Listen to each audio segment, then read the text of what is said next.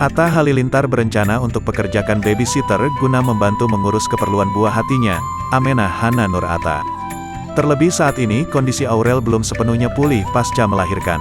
Walaupun sang istri ingin merawatnya sendiri, namun Atta Halilintar tak tega dan memutuskan untuk memanggil babysitter agar mempermudah merawat keperluan baby. Pakai babysitter sih, kalau sendiri juga karena Aurel juga suka ngerawatnya sendiri, kata Atta saat ditemui baru-baru ini di Pondok Indah. Cuma kadang-kadang aku saat ada babysitter bisa bantuin ambilin baju, bawain baju, kan kasihan juga perutnya, sambungnya.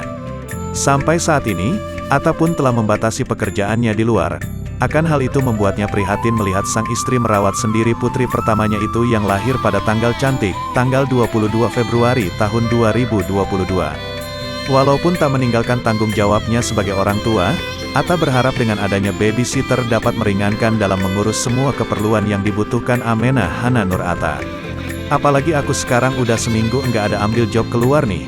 Kalau dia sendiri banget kan kasihan juga, jadi harus ada babysitter sih, pungkasnya.